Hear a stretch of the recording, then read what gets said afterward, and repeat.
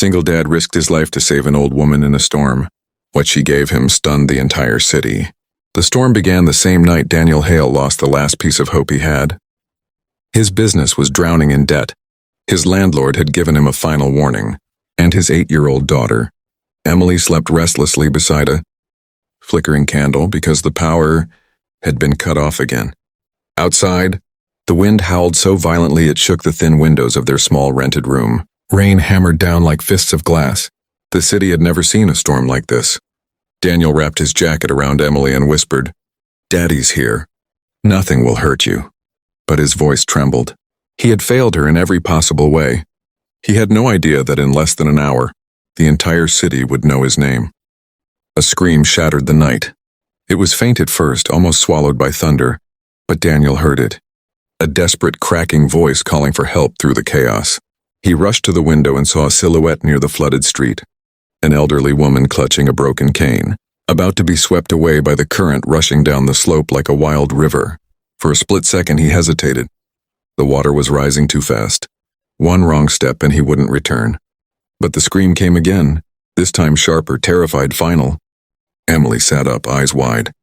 "Daddy?" Daniel kissed her forehead. "Stay here. Lock the door. I'll be right back." He knew it was a lie. He didn't know if he would make it back alive. He ran into the storm, the wind slapping against him like a furious beast. The street was a dark whirlpool, a mix of debris, mud, and swirling water that nearly lifted him off his feet. He forced one foot forward, then another, clinging to the shaking metal railing as the current roared against him. "Help me!" the old woman cried, slipping as the water pulled her toward the open drainage canal. Daniel didn't think. He lunged. A surge of water slammed him sideways and twisted his ankle, but he crawled back to his feet, grabbed her arm, and held on with everything he had.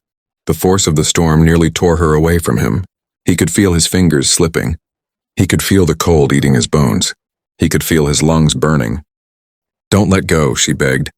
"I won't," he said, even though the water had risen to his chest and was threatening to drag them both under. A sudden crack echoed. The wooden awning above them snapped loose. Daniel pulled the woman against his chest and shielded her as the heavy beam crashed beside them, missing them by inches. Lightning split the sky. The storm felt alive, hungry. With every muscle screaming, Daniel pushed forward, dragging the woman with him inch by inch. The moment his foot touched the curb, he threw her forward onto the dry steps of the nearby pharmacy. A pair of bystanders grabbed her arms and pulled her to safety.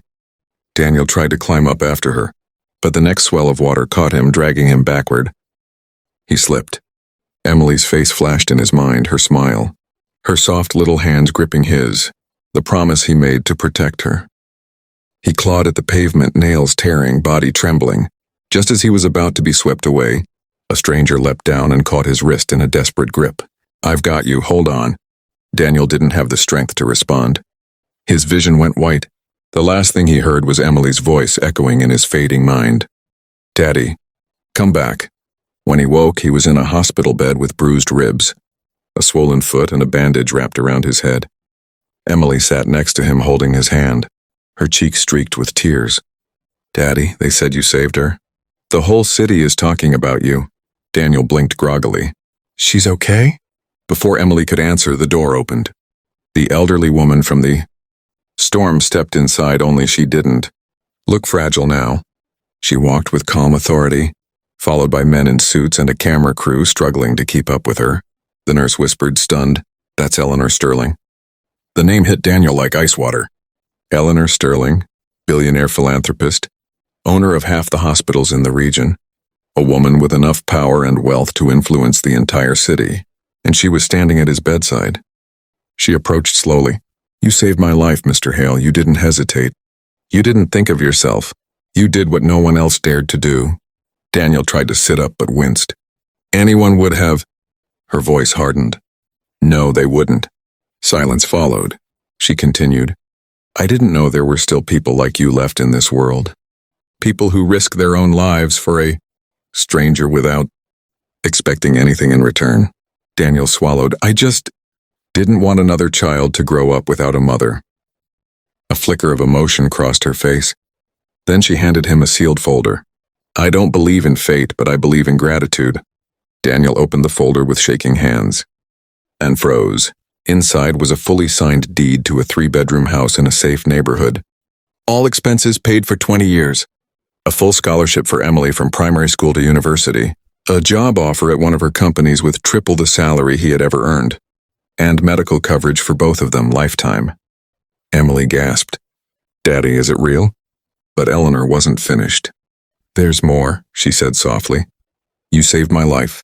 I want to save yours. She nodded to the men in suits. They wheeled in something no one expected. A briefcase filled with documents confirming Daniel would be receiving a city award and a trust fund in his name. Funded by Eleanor herself. Daniel felt the room tilt. I can't accept all this. It's too much. Eleanor stepped closer and gripped his hand. Her voice trembled for the first time. You didn't know this, but the night you saved me. I was going to sign my will. I had no family left. No one to inherit the fortune I've built. Daniel stared. Shocked. She continued, but now I know who truly deserves it. I want you and Emily to be the heirs to everything I leave behind.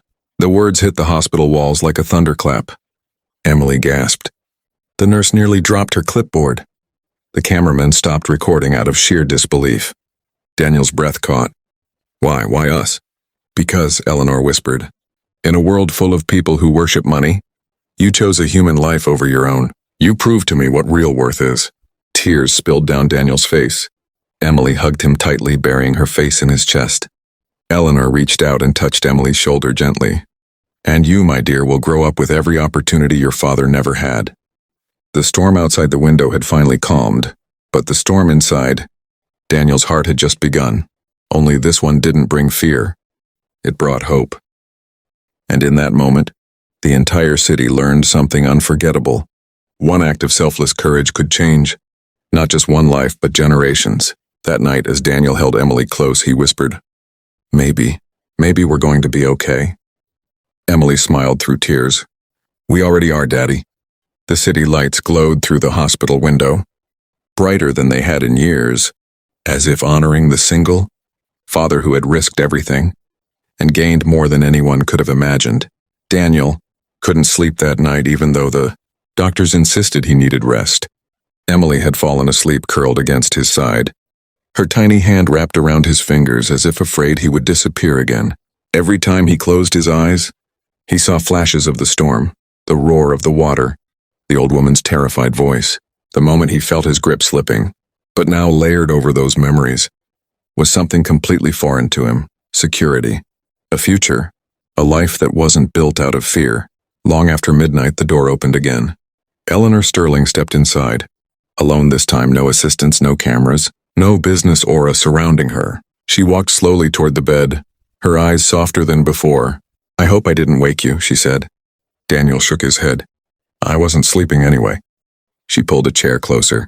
I wanted to speak with you without anyone listening. The lawyers mean well, but they talk too much. Daniel smiled faintly. I'm still trying to understand why me. Why Emily? Eleanor exhaled, looking down at her hands. They trembled slightly. Not from age, but from the weight of a truth she hadn't spoken yet. 50 years ago, she began, when I was a girl, I watched my father drown in a flood. People saw him struggling. They watched, but no one tried to help. No one wanted to risk themselves. Daniel's chest tightened. I'm sorry. She nodded. I spent my whole life building walls, money, power, influence, so that I would never depend on anyone again. But when you pulled me out of that water, it broke something in me. The walls I thought would protect me suddenly felt like a prison. Daniel listened quietly as she continued. When I saw you risk everything for a stranger, you reminded me of the kind of people my father believed existed before the world proved him wrong. And I realized I don't want to leave my life's work to people who only care about profits. I want to leave it to someone who cares about people. Daniel swallowed hard. But I'm just a mechanic, a single father trying to survive. Eleanor raised an eyebrow. Don't insult yourself. You're the only one who ran into a storm when everyone else ran away. Emily stirred softly in her sleep, and Eleanor smiled gently at the sight. She's a brave girl. She gets it from her mother, Daniel murmured. Emily's mom passed when she was little. I've been trying to give her everything I can, but it never felt like enough. Eleanor touched his arm. You've given her the one thing, money. Cannot safety, love, oh, Father, she can trust with her life. That's more than enough. The room fell quiet. Then Eleanor took a deep breath and said, There's one more thing I didn't mention earlier. Daniel stiffened. More? Yes, she whispered. Something far more serious. Her voice dropped lower. When the storm hit, I wasn't outside by accident. I had gone to sign a document. Because I was preparing to step down as head of my foundation, I didn't trust any of my board members, not with everything I've built. There have been attempts, quiet ones, to push me out, to take control of the fortune. Daniel frowned. Why would anyone want to hurt you? Money attracts shadows, Eleanor said. And when people realized I had no heirs, some grew bold. A chill ran through Daniel. Are you saying someone wanted you gone? Eleanor looked him dead in the eyes. Yes, and the storm gave them the perfect opportunity. Daniel felt his pulse quicken. You think someone left you out there on purpose? She nodded slowly. My cane was broken cleanly, not snapped, cut. The words settled like ice on Daniel's skin. Before he could respond, a sudden thud echoed in the hallway. Eleanor looked toward the door, her expression tightening. I didn't come here just to thank you, she whispered. I came to warn you, because saving me may have put you in danger too. Daniel instinctively pulled Emily closer. Eleanor continued softly. There are people who won't want me to live long enough to give you anything. And now that I've publicly announced my intentions, you and Emily are part of this.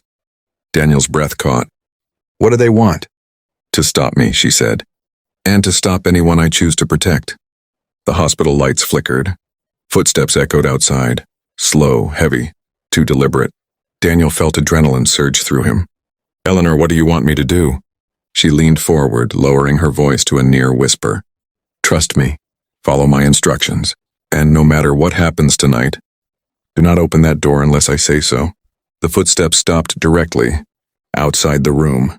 Emily stirred awake, whispering, Daddy, what's happening? Daniel held her tightly. Stay still, sweetheart. Eleanor looked toward the door. Her eyes filled not with fear but with calculation. Someone grasped the handle. The metal clicked. And the city would soon learn that the storm had only been the beginning.